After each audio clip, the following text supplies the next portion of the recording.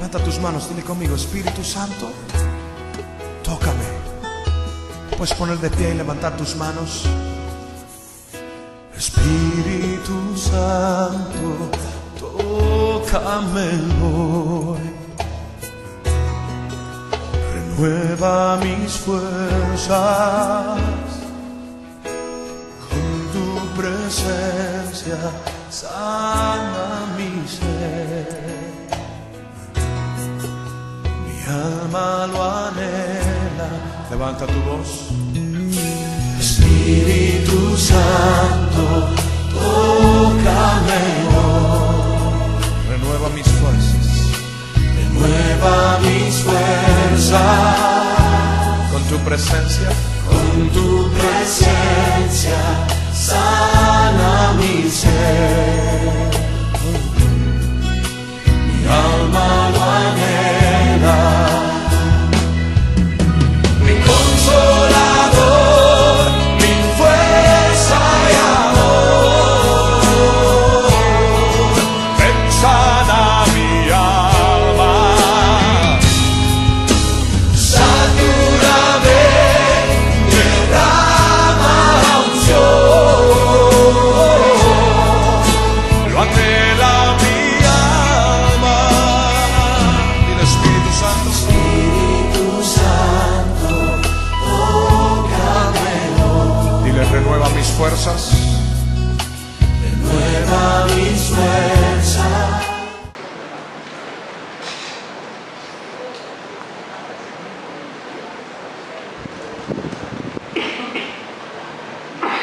Então vamos.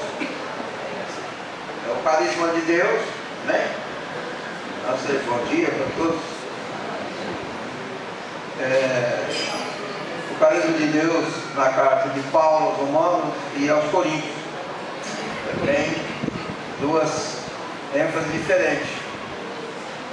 Para quando ele fala ali aos Romanos tem um sentido, e quando fala aos Coríntios tem outro sentido, mas é o carisma de Deus. A salvação e a cura na igreja no primeiro século. Então todo esse movimento foi muito forte no primeiro século. O movimento carismático. As igrejas eram carismáticas na sua natureza.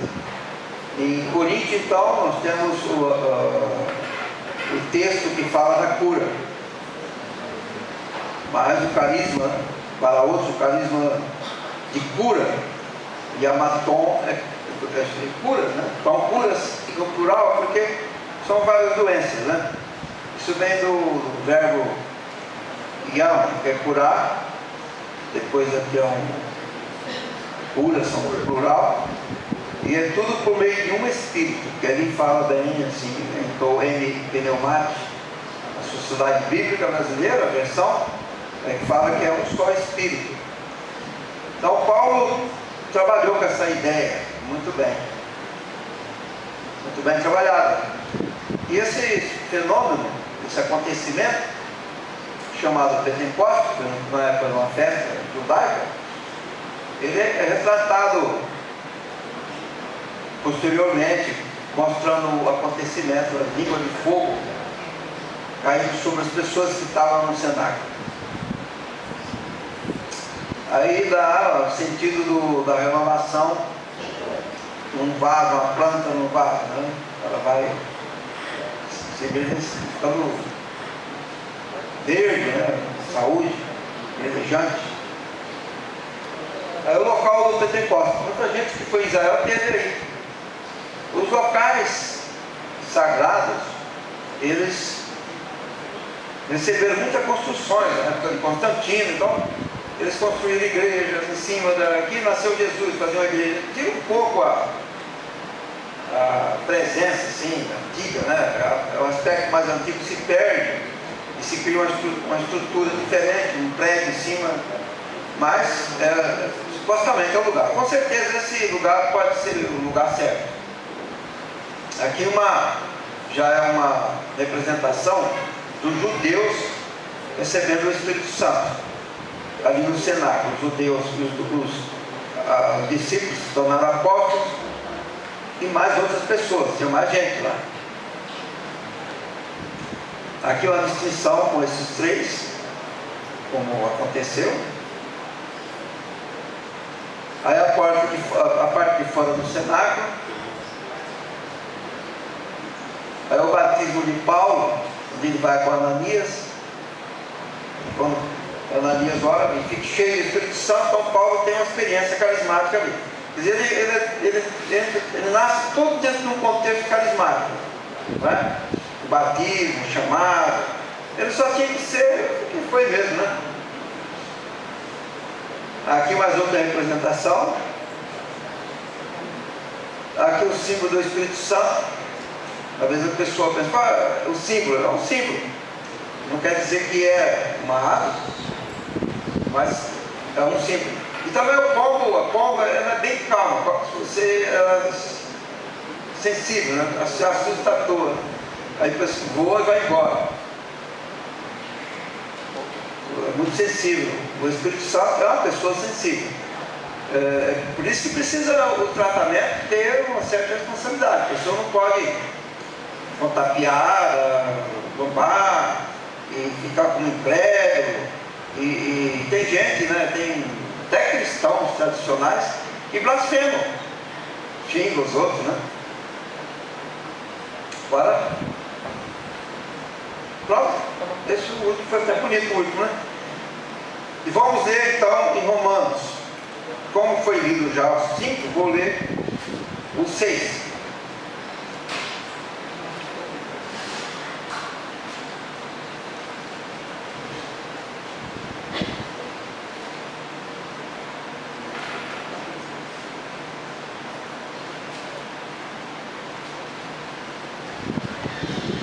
Eu sei, numa parte do versículo 6 diz assim: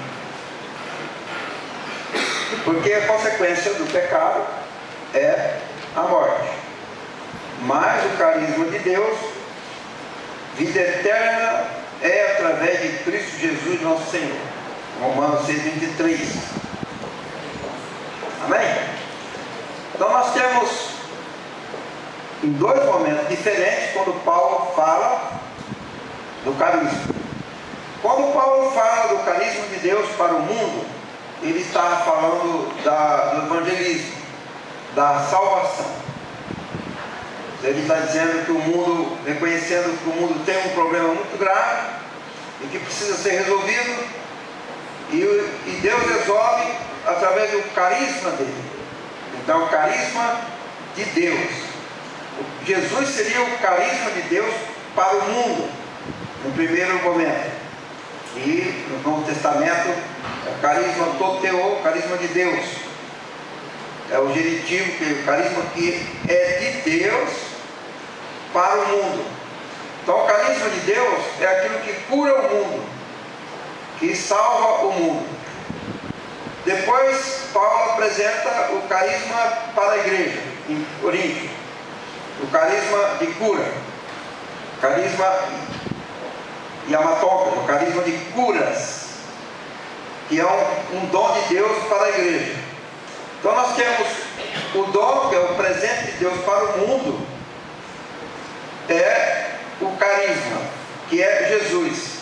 De forma que Paulo ele faz evoluir essa ideia da graça, da caris, com as suas terminologias, dando sentidos diferentes. Caris é a graça.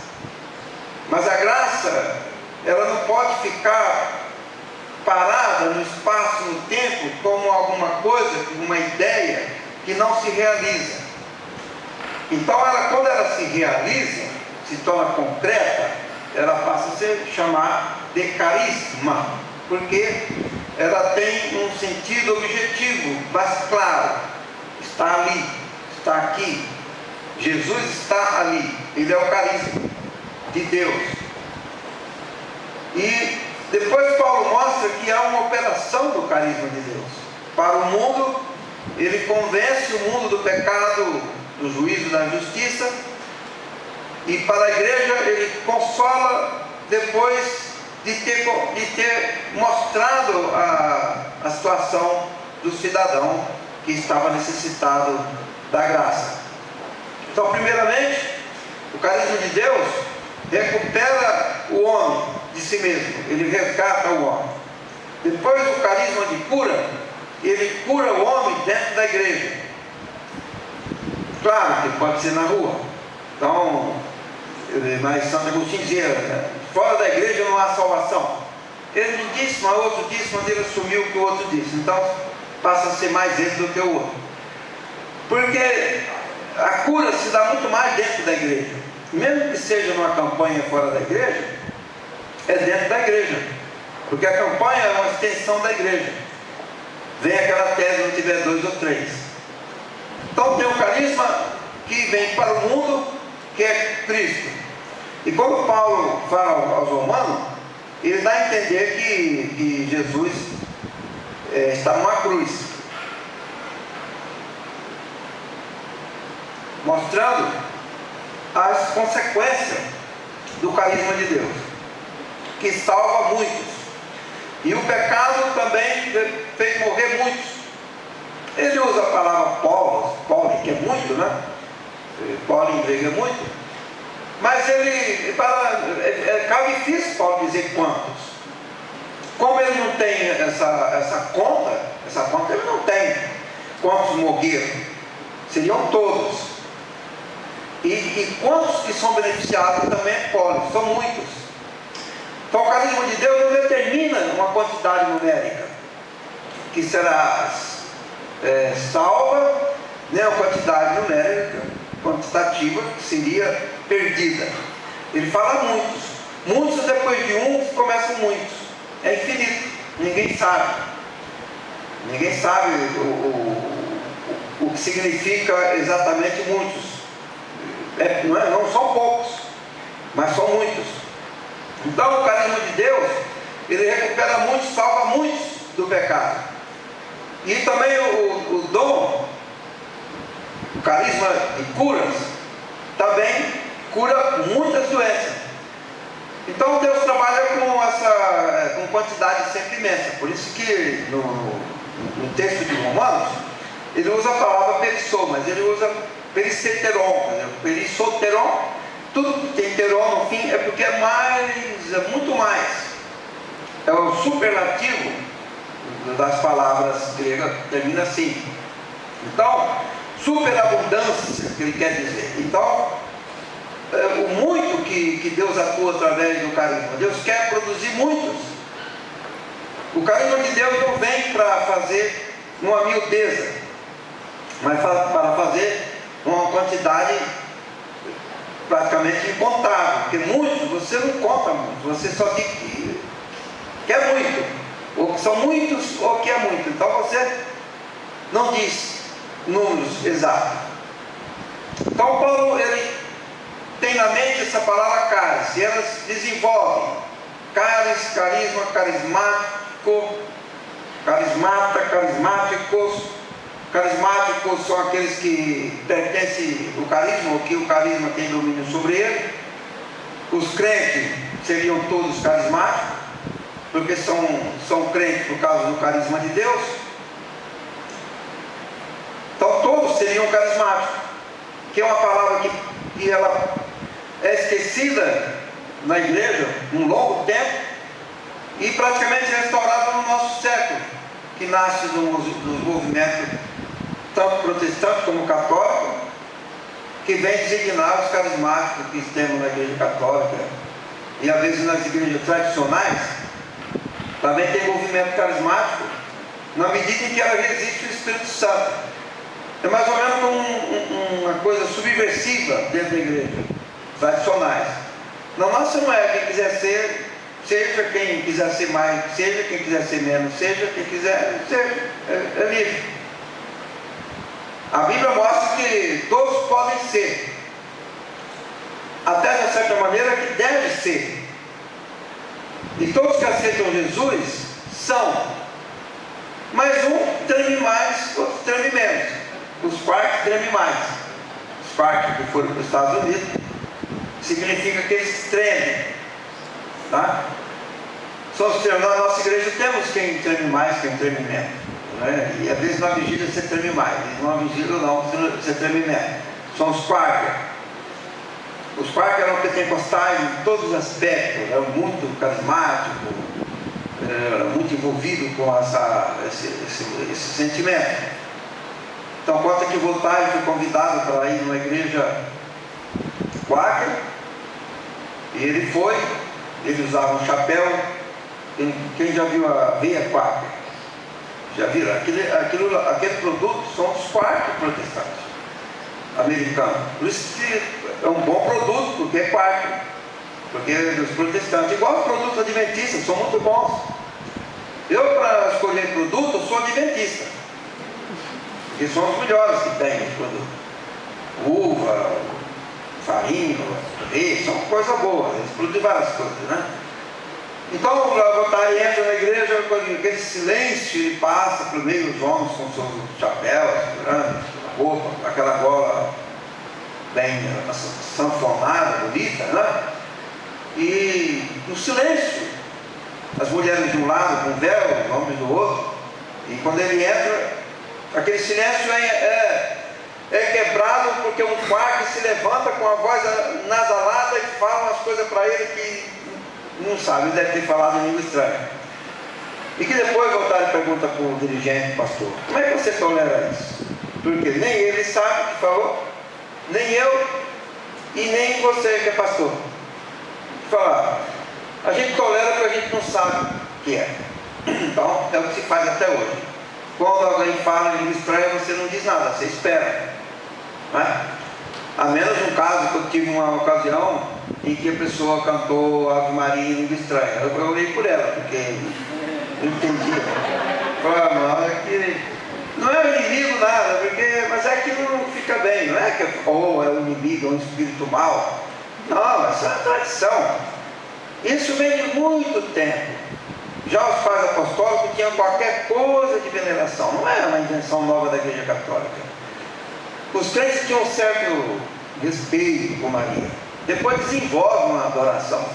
Não era adorada, mas era muito respeitada, um tipo de veneração. Imagina, a mãe de Jesus. Então, por isso que vem evoluindo esse conceito no concílio de Calcedônia, num determinado concílio, depois de Niceia, eles tratam de dar um sentido muito mais sagrado, mais elevado com a Maria, etc. Mas o carisma de Deus, isso que nós estamos tratando, acontecia com muitas igrejas no primeiro momento. E acontecia também com desvios teológicos, que os montanistas, por exemplo, parece que um dos pais apostólicos daquele primeiro século, até o segundo século, Tertuliano, acho que Tertuliano ou Policarpo, acho que é Tertuliano, que era um advogado, ele se envolve com o montanista. E os montanistas, eles exageravam no máximo as questões carismáticas. E quando aquilo se tornava todo um processo, um meio de adoração e de palavras, etc., se levantou todo o profeta que teve duas mulheres, né, que deixaram seus maridos e foram fazer parte, porque aí começa a radicalizar. Quando radicaliza, a tendência é radicalizando tudo. Deixa pai e mãe, deixa pai e mãe, marido também. Largou o marido e foi para trabalhar com montano. E nesse envolvimento profético, de exigência, muita exigência na questão da santidade, poucos suportavam, e nem todos eram tão santos como eles imaginavam. Houve profecia do fim do mundo. E uma delas, a profetisa disse, olha, depois de mim não se levantará outro e virá o fim. Evidente que não veio, né? Então você vê como no movimento carismático também tem falhas. Por isso que as igrejas tradicionais às vezes condenam o movimento carismático, porque tem falhas.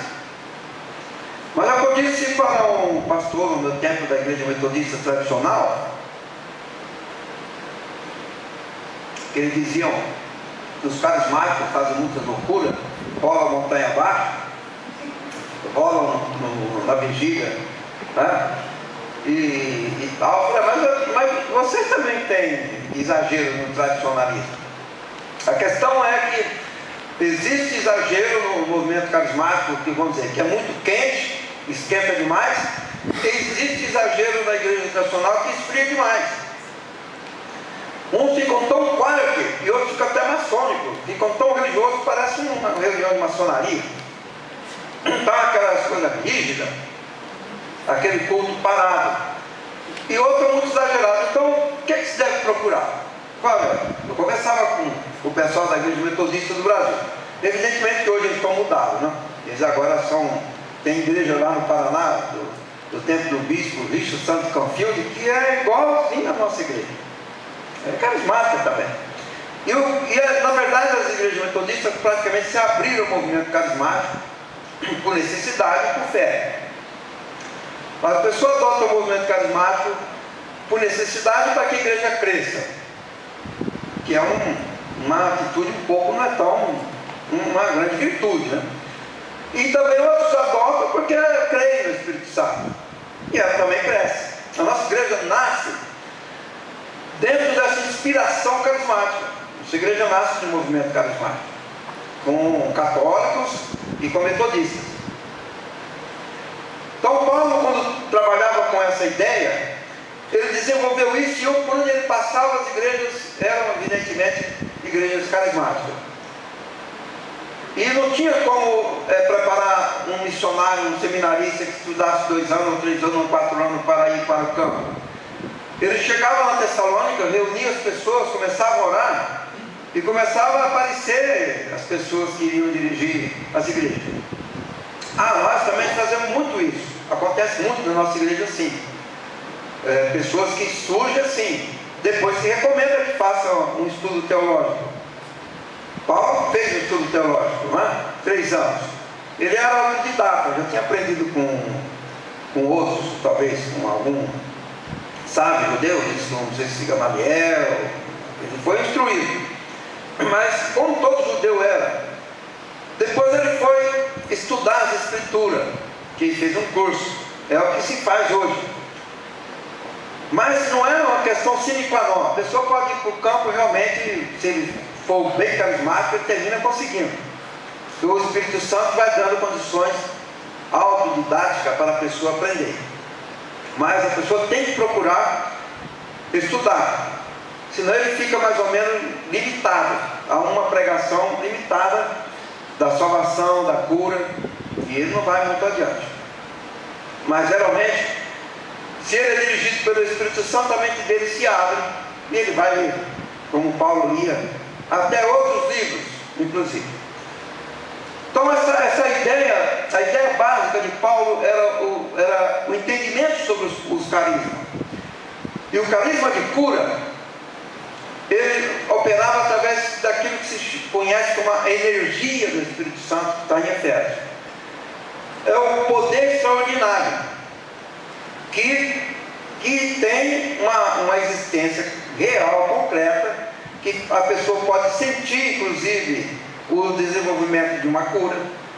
Ele pode sentir, pode não sentir. Não existe um critério num almanaque, num manual de cura, dando passo a passo como será curado, como algumas pessoas fazem, 4 passos para aceitar Jesus, 4 passos para ser cheio do Espírito Santo, 7 passos para conseguir prosperidade, 7 campanhas para conseguir isso aqui. Isso aí tudo é uma teoria, uma coisa que às vezes não tem muito significado. Não existe 7 passos que possa concluir coisa nenhuma na vida. A pessoa pode fazer. Eu mesmo fui convidado várias vezes para participar de uma campanha de 7 dias, uma semana. Eu vou. Mas não acredito que o fato de ter lá 7 dias faça acontecer alguma coisa. O que faz acontecer é a persistência. Se você fizer 3 dias, 10, a persistência, se nós ficarmos aqui 10 dias orando, vai acontecer muita coisa. Muita coisa, muito carinho, muita coisa extraordinária. É que a pessoa fica a fração de tempo, pequenas frações, na presença do Espírito Santo. John Bevere fala que não existe pessoa mais desconhecida na igreja do que o Espírito Santo. Há pessoas que, quando vai fazer estudo de Jesus histórico, então diz que Jesus falava muito de Deus, não é? Falou pouco do Espírito Santo. Depois a igreja passa a falar muito do Espírito Santo. Depois, isso, a partir do século 200, parece que para um pouco. Vai renascer praticamente no século XIX, os grandes avivamentos, e no 18 com Wesley, aqueles grandes avivamentos. E hoje acontece que se você não buscar, não manter uma crença permanente no Espírito Santo, você perde um pouco nessa questão de carisma. Porque o Espírito Santo trabalha exatamente com os carismas. E olha que são muitos, né? Até do conhecimento. O carisma do conhecimento e os dons ministeriais. O Espírito Santo trabalha com tudo isso. Então Paulo mostra o carisma de Deus para a salvação, o carisma de Deus na igreja, que vai curar, libertar, e o carisma de Deus que é traduzido por camaradagem. Você sabe que essa expressão camarada é uma da convivência com o Espírito Santo. Quando Paulo fala em Coríntios sobre as bênçãos, chamada bênção apostólica, e a graça de Deus Pai, Filho, e a koinonia, topneuma, koinonia, é uma palavra para camaradagem, companheiro. Não aquele que eles falam lá, o líder político, mas o Espírito Santo é companheiro de cada crente. Acho que o Billy Graham bem escreveu meu companheiro, o Espírito Santo meu companheiro, não? Livro assim, né? Bom dia, Espírito Santo. Não sei se ele toca. Precisava fazer isso. Espírito Santo, meu companheiro. Um período bom para fazer isso, né? Então, se você olhar a tradução inglesa da palavra koinonia, ela é fellowship. Você já anotou? Não, fellowship. Mas você olha a palavra mais de perto para você ver. As coisas você tem que olhar. Você vê, eu já disse uma irmã lá de Londrina, mostrou a lua, falou, veja a lua de perto. Tem uma sensaçãozinha que você está vendo pertinho assim, ó, a lua. Fizeram, ó. Mas se você olhar a palavra fellowship, vai chegando perto, ela se divide em duas. Fellowship, tipo é barco. Então o Espírito Santo é aquele que está no barco junto com você. Então Paulo fala do carisma de Deus para a salvação. Ele faz em Romanos 5,15, né, que o diácono leu, em que ele fala do pecado. Então não é como a ofensa que matou, que levou muitos à morte, mas o carinho de Deus trouxe a vida eterna, que é Zoe Aion, para muitos. Depois fala que Deus distribuiu o carisma na igreja pelo mesmo Espírito. Quando salva é o mesmo Espírito que conduz o carisma. É o carisma do Espírito, o carisma de Deus. Depois na igreja, pelo mesmo Espírito, ele fala um Espírito, não é? E depois quando ele está falando da igreja que não está no templo, nem numa reunião formal de adoração, mas está caminhando por aí, ele diz que é o Espírito camarada, o Espírito amigo. A koinonia significa camaradagem do Espírito. O que é uma pessoa que é camarada? Não é? É o Roberto do Carmo, não canta a música Meu Amigo Camarada? Não é? Então, o camarada é a pessoa que você conta com ele. Meu amigo camarada. Não é esse camarada esquerdista, né, que só pensa na esquerda, parece que não tem braço direito. Mas é o camarada que está em todo canto, não é só de um lado. Camarada da esquerda, é camarada total. Então o Espírito Santo mantém essa koinonia, que é a comunhão.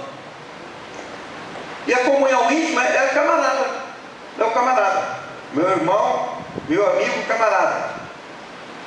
Você pode ligar, você pode conversar, você pode trocar ideia, você ganha presente, você dá presente. Você pode ser muitos amigos que você faz isso. Eu gosto de dar presentes. Ah, eu gosto de dar livro. Eu dei 2 livros aqui nos irmãos que tiraram o primeiro lugar. Por coincidência não, para felicidade foi a Michelle, olha só, na turma dela. E no ministerial foi a Felipe. Eu sabia que a Felipe ia tirar o primeiro lugar, mas a Michelle eu pensava que não. Aí eu fiquei admirado, porque a Felipe já tinha visto pregar, a Michelle não. Então, camarada é esse tipo de pessoa assim. Então, se você tem o Espírito Santo como seu camarada, você tem com ele muitas soluções, muito conforto. Porque camarada é aquele que não se ausenta. Ele está sempre conversando com você. O grande problema no movimento carismático é que a pessoa fala: como é que eu falo com o Espírito Santo? Você pensa assim: mas eu vou falar que eu sou doido? Se o Benihim fala bom dia ao Espírito Santo, porque ele está propondo diálogo. Catherine Kuhlman, que foi falado aqui, Billy Graham disse que Catherine Kuhlman foi o João Batista do Pentecoste. Assim como João Batista abriu o caminho para Jesus, Catherine Kuhlman abriu o caminho para o Espírito Santo. Ela era extraordinária e tinha problema. Catherine Kuhlman tinha problema sociológico, né? Problemas sentimentais, problemas de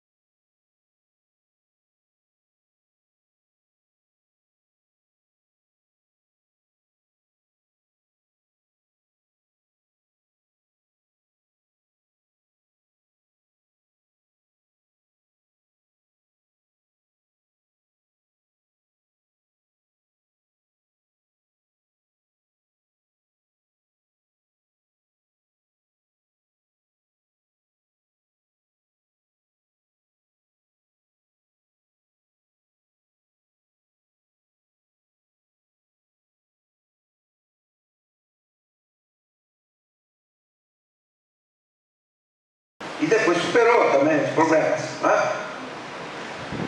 Então ela tinha esse tipo de intimidade. E as igrejas históricas olhavam para ela e achavam que não era muito sensata. E o Benihim também termina tendo esse conceito por parte das igrejas históricas. E todas as pessoas que se envolvem com o Espírito Santo, de uma certa forma, não é bem visto. Agora não, agora as coisas estão mais, como disse Billy Graham, estão vivendo o ministério do Espírito. Ministério do Espírito. E fala, Billy Graham chegou que hoje é o tempo do ministério do Espírito. Isso ele disse há muitos anos, talvez umas 2, 3 décadas atrás.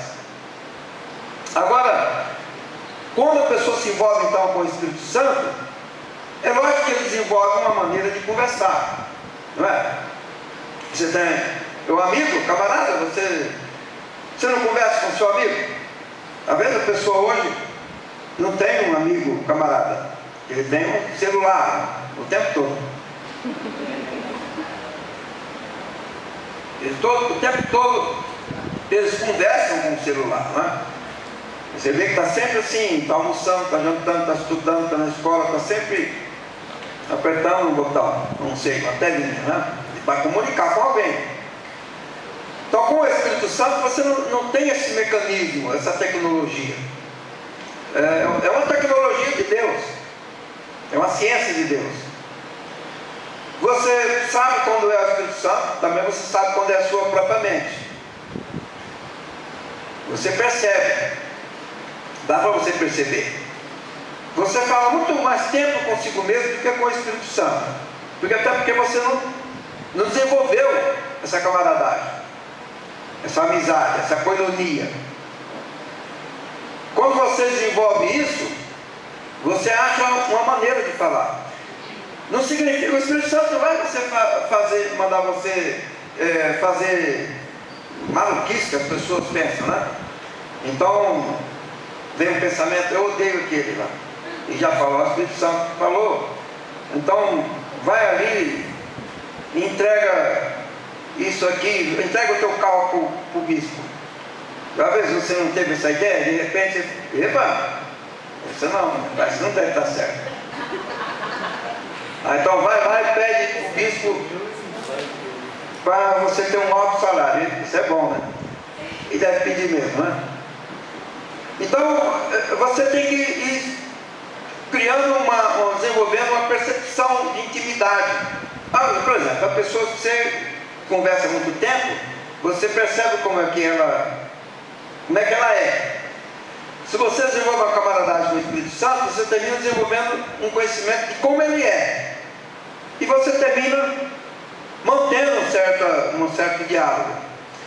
Quando o diálogo você vê que não é conveniente, por exemplo, hoje eu não vou no culto, o Espírito Santo me disse. Você pode desconfiar disso, que é bem capaz que é sua preguiça.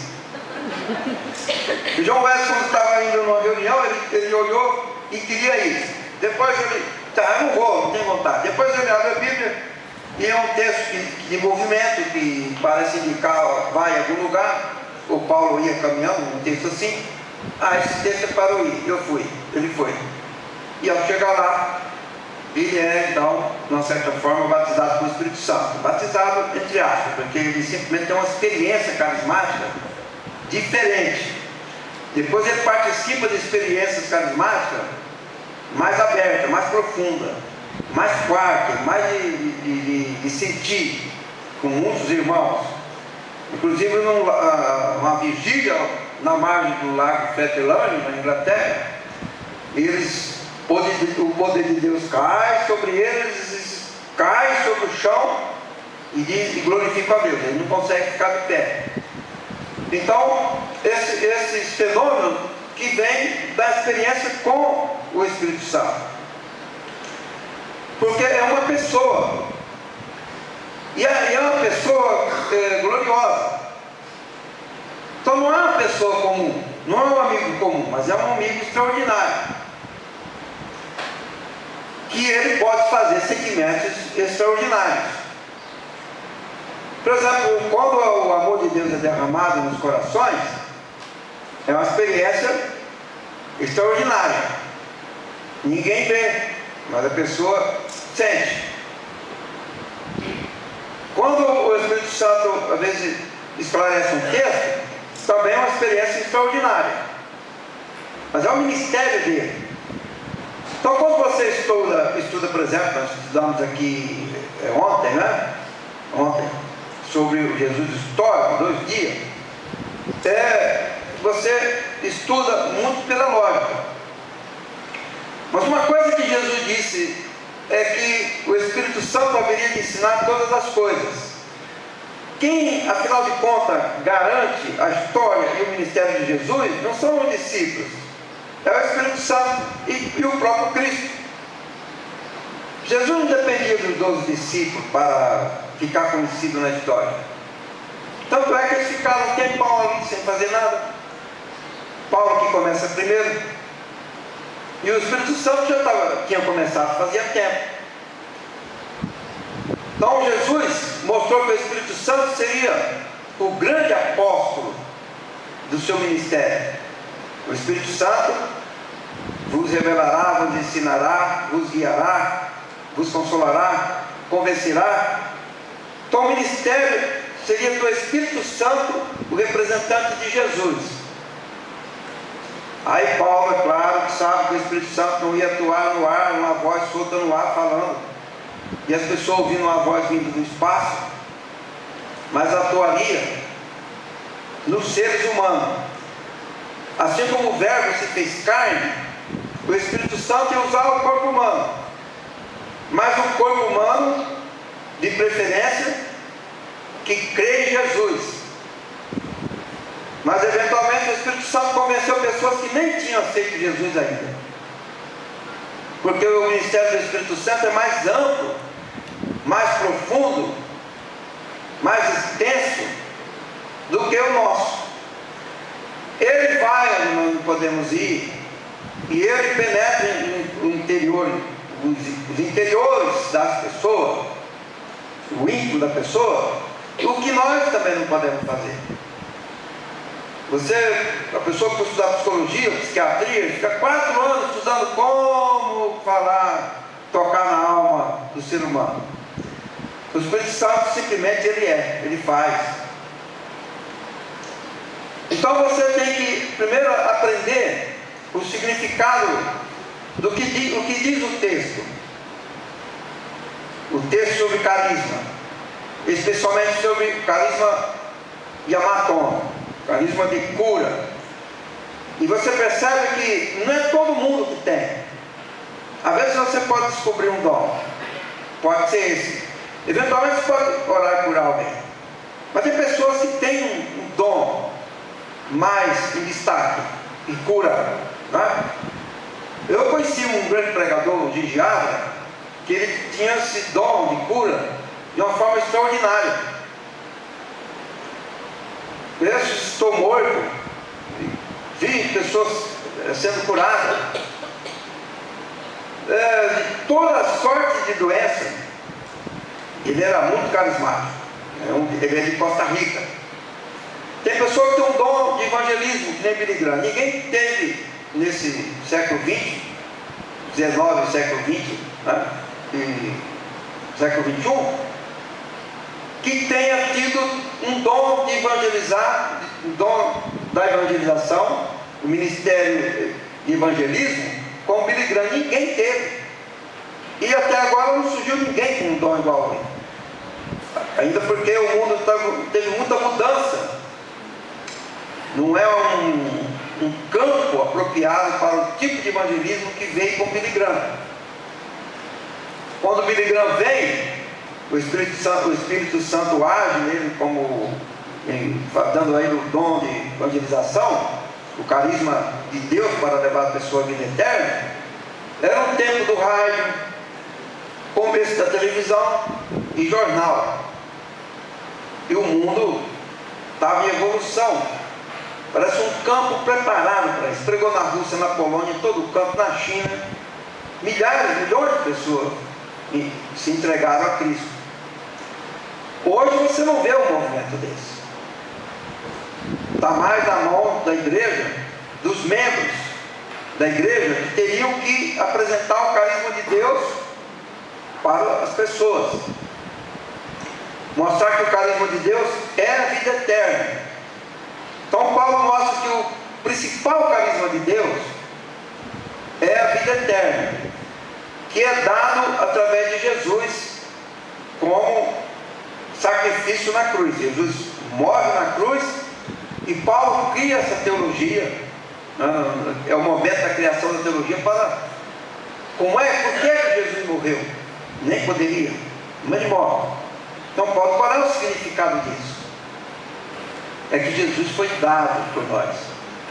Ele morreu na cruz por nós. Então ele é o carisma de Deus, que traz essa vida eterna. Ele é o carisma de Deus que traz a vida eterna. Mas a igreja precisa do carisma de Deus. O carisma de Deus não é uma coisa que você recebeu e acabou. Pelo contrário, você recebe e continua precisando. Você precisa do carisma de Deus na igreja, porque o carisma de Deus é que também comunica o amor de Deus. Porque é assim que o Espírito Santo faz. E ele comunica e toca na pessoa para a cura, o carisma de cura. Porque na igreja havia pessoas enfermas. A rigor, toda a igreja tem pessoas enfermas. Mais ou menos todo mundo está doente. Existe alguém que não tenha doença nenhuma? Sempre tem. Toda pessoa previne através do carisma de Deus. Às vezes a pessoa, digamos, tem um mau costume de comer muito churrasco, por exemplo, que vai gerar câncer, não é? Muita carne vermelha, não é? Ela não digere, muito álcool, a pessoa bebe cerveja, e às vezes não bebe pouco, bebe muito, e às vezes os vícios. Então o Espírito Santo, ele previne, tirando essas coisas, e a pessoa tem uma saúde melhor.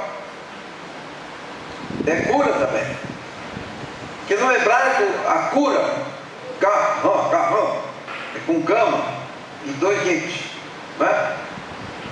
Ele significa remover o curativo. Quando você remove o curativo, é porque está curado. Ninguém tira o curativo enquanto não estiver curado. Então a cura para os hebreus.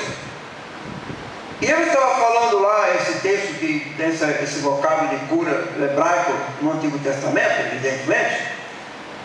Ele está falando no contexto do rei Acais, que procura auxílio com o rei da Síria, porque Acais, que era um rei que estava se envolvendo com idolatria, e portanto estava sacrificando nos altos, possivelmente praticando uma necromancia, um culto paganizado, uma coisa assim. Israel se levanta contra ele, e o sírio também. Aí ele busca auxílio na Síria. A Síria. Quem ataca Israel, quem ataca o rei de Acais é Sírio e Israel. E ele, num certo momento, ele apresenta uma doença política. Ele politicamente está enfermo. Porque quando o rei fica doente, com aquelas manias dele, ele passa a ter uma enfermidade e precisa ser liberto. E o profeta diz: você não vai adiantar você buscar cura lá no Tagliate pela Sá, que era o grande rei, poderoso. Ele não ia conseguir.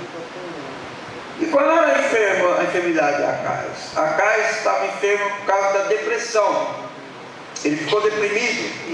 Ele ia perder a guerra. Ele estava com um grande problema. Ele praticou um culto paganizado. A alma dele estava afetada, estava cheia de peso, cheia de sombra, cheia de dúvida. Vai ver que ele estava vendo fantasma, estava perturbado, irmão. Ele queria ser curado. Tinha que ser removida a ferida, mas ele não ia conseguir daquela forma. Então ele precisava ser removida a enfermidade, ser tirada. Ele tinha uma doença que é a doença, segundo a Organização Mundial da Saúde, a OMS, essa doença, ela domina 350 milhões de pessoas no mundo. E o pior de tudo é que 15% dessas pessoas vão praticar o suicídio. É muita gente se suicidando todo dia, por causa da depressão. Então Acais ficou profundamente deprimido por causa das circunstâncias da vida, as contingências, os acontecimentos aleatórios, as coisas que não davam certo. Quantas vezes você ficou deprimido? Casamento deprime, noivado deprime, divórcio deprime, morte deprime, né? Uma comida mal feita deprime. Ainda bem que lá em casa isso não deprime, porque eu também, toda comida para mim é boa. Eu nasci para ser missionário. Qualquer lugar que eu vou, a comida é boa. Mas a pessoa ficou deprimida. Filhos ficam deprimidos. Crianças pequenas ficam deprimidas. E o rei fica deprimido. Uma doença deprime. Eu estava vendo um filme de Robert Schumann, um compositor, que ele tem uma dor, ele fica deprimido. A pessoa vai ficando deprimida, e grande compositor de música clássica, um dos maiores, ficou deprimido. Todos eles ficavam deprimidos. E a igreja, ela tem o dom de Deus, o carisma de Deus, para curar também esse sentimento.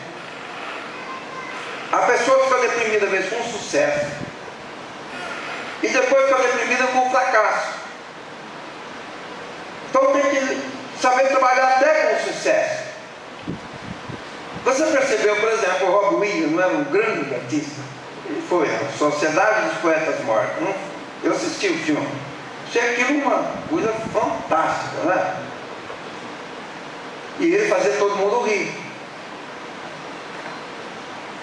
E ele ficava às vezes no telefone, você vê na revista americana, na Time, na Newsweek, parece que deu uma reportagem assim, que ele gastava tempo no telefone. Se alguém ficasse com problema, o Robbie Williams gastava 1 hora no telefone, convencendo a pessoa, não, que existe uma possibilidade, que não precisa ficar assim, que a vida vale a pena ser vivida, que você tem condições de ser liberto.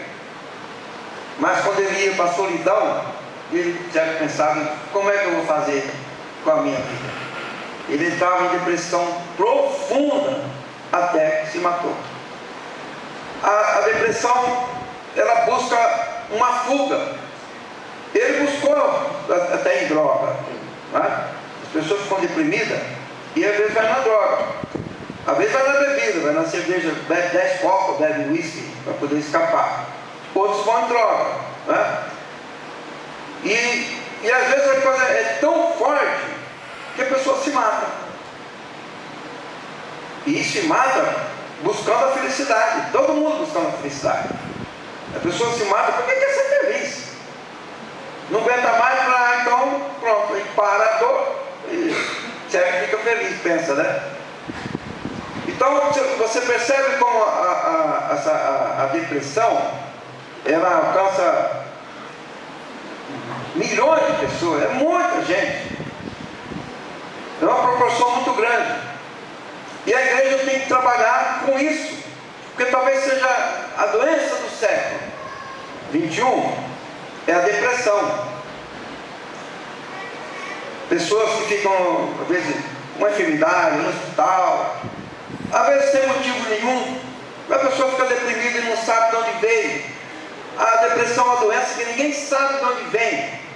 Ela é tão espiritual que você não sabe aonde ela está e por que a pessoa ficou deprimida, mas está doente. Às vezes é o filho, às vezes é a mãe, né? Às vezes a mulher depois do parto. As mulheres que nascem criança e jogam num latão de lixo, ela está doente. Às vezes a pessoa fala que mulher desumana, assassina, era que ela estava tão deprimida, ela perdeu o juízo. Ela não fez aquilo racionalmente. Ela fez porque estava enferma, precisa ser curada, precisa ser removida a enfermidade. De forma que o carisma da cura é uma necessidade para a igreja nos dias atuais, em todos os dias, todo o tempo. Porque Paulo percebeu que a grande realidade é que a pessoa dentro da igreja também pode estar sofrendo, pode estar doente. E às vezes está sorrindo, mas tem seus questionamentos. Robbie Williams sorria o tempo todo. Diz que esse ano foi o ano em que morreu pelo menos 2 ou 3 artistas cômicos, né? Que leva a pessoa a rir. Como é que chama isso? Humorista, comediante, sabe? Morreu pelo menos 2 importantes, uma da TV Band, parece, e o Robbie Williams. E foi bem perto um do outro, parece que tem mais um. Então, aquela maneira de fazer a pessoa rir, ele mesmo era infeliz. Ele mesmo estava infeliz. Então, a felicidade não é uma comédia, uma gargalhada da vida. A vida feliz é como nós falamos, que Jesus disse sobre o pereçoso, vida abundante, vida extraordinária, a vida feliz. É uma vida simples. A pessoa pode ser feliz sem ter muito. Eu acho que a base da felicidade, para que a pessoa tenha uma condição normal de felicidade, é o que Paulo dizia: tendo que se vestir, de comer e onde dormir, você é feliz. Você não vê pessoas felizes morando numa fazenda? Nunca vi numa cidade, eu vi pouco, e é feliz? A gente mora numa cidade, às vezes vai num campo para ser feliz. Mas quem está no campo, dificilmente sente a necessidade de ir para a cidade para ser feliz. Esse é feliz ali. Então, todas as pessoas têm alguma necessidade de remover alguma coisa. E também o carisma de Deus, ele previne coisas futuras, porque é o Espírito de Deus. Previne. Porque ele conhece as profundezas de Deus e, de fato, a profundeza do homem. Se quem conhece a profundeza de Deus, isso é uma metáfora, né? Porque o Espírito Santo é Deus. Por isso que ele é falado como quem conhece a profundeza de Deus, porque é Deus. E ele conhece as profundezas do homem. E as profundezas do homem, da natureza humana, é a instabilidade emocional. Você pode mudar de humor, se o tempo fechar agora, der um trovão, fechar o tempo, escurecer e der a tempestade, vai todo mundo falar assim: porque escureceu, relâmpago, trovões, e você, ou se você viesse andando pela rua, no sol das 10h30, é bem claro como está hoje, e você vem todo feliz, primavera, flores, pássaro cantando, não é? Quando você vira a esquina, está escuro, você não vê mais nada, tenebroso, barulhos estranhos, você já ficava sem, já mais sério, você já mudaria. Então nós vivemos sempre assim, nessa contingência. E é tal que às vezes a pessoa tem medo de ser feliz, porque tem pessoas que pensam assim. Eu não sei se é o inimigo, quem que pensa, como é que ou a natureza humana, diz assim: se eu for feliz, o diabo vai me pegar. Então é melhor ser sempre triste, cabrunhado, confiando de tudo, de todos. Todo mundo é inimigo, todo mundo fala mal, todo mundo, ninguém presta. Por quê? Porque assim, se alguém parecer que não presta, eu falei: não falei. Então, estou sempre do que ser feliz. Ser feliz é olhar a pessoa e dizer assim: não é tanto assim não, ele tem alguma coisa de vontade. Considerar a pessoa, nosso próximo, melhor do que nós. É o começo da felicidade que ensinava aos Sócrates, os filósofos. E Jesus também disse isso, não é? Nós temos que olhar para a pessoa e ver nela uma possibilidade. Porque senão, se você vê sempre uma impossibilidade, você é infeliz por si, porque pensa de uma forma muito negativa, e para os outros, porque você, praticamente a pessoa diz: olha, não se aproxima, que é aquela pessoa de pouca conversa e vai se aborrecer à toa, foge dela. E tem gente que tem poucos amigos exatamente por isso, porque sabe que a pessoa vai ofender, ou se ofende facilmente. Então você tem que aprender a ser feliz. O mundo está acabando, mas nós não temos que ficar tão, vai acabar o mundo. Dilma ganhou as eleições, o mundo vai acabar? Vai nada, é só 4 anos. E se ela acertar? Pode até acertar, né? São 4 anos. Então não precisa precisa fazer um bom combate, uma boa posição, mas sem desespero, sem uma tristeza, como quem diz: acabou o mundo. Não acabou, está sempre começando. Tem uma poetisa, que é Elaine Ratier, que faz parte da é a União Brasileira dos Escritores, junto comigo lá, e editamos livro aqui na Feira do Livro, e ela pôs uma frase assim: o fim, o entardecer, os amigos que passam, que se encontram. Ela é poetismo. Aí eu coloquei uma frase também, eu gosto de fazer uma frase dentro da frase dela. O fim, ele é ao mesmo tempo o começo do fim, que é sempre o fim e o começo, e o começo é sempre o começo do fim, porque todas as coisas começam e terminam, é um círculo. As coisas terminam e começam, caminho começa e termina, termina, começa, terminando, começa. É sempre o fim é um começo, e o começo é o fim. Então esse momento que nós vivemos é muito importante viver bem, e o melhor maneira de viver bem é você ter a comunhão, a koinonia, a camaradagem com o Espírito Santo. Vamos ficar de pé. E se você tiver alguma enfermidade, tá? Aqui, vem aqui à frente, e nós vamos orar por você, junto com os pastores, e você será abençoado. Vamos cantar um hino? Levanta tus manos, dile conmigo: Espíritu Santo, tócame. Puedes poner de pie y levantar tus manos. Espíritu Santo, tócame hoy, renueva mis fuerzas, con tu presencia sana mi ser, mi alma lo anhela. Levanta tu voz. Espíritu Santo, tócame hoy, renueva mis fuerzas, renueva mis fuerzas, con tu presencia sana mi ser, mi alma lo anhela, mi consolador, mi fuerza y amor, ven sana mi alma,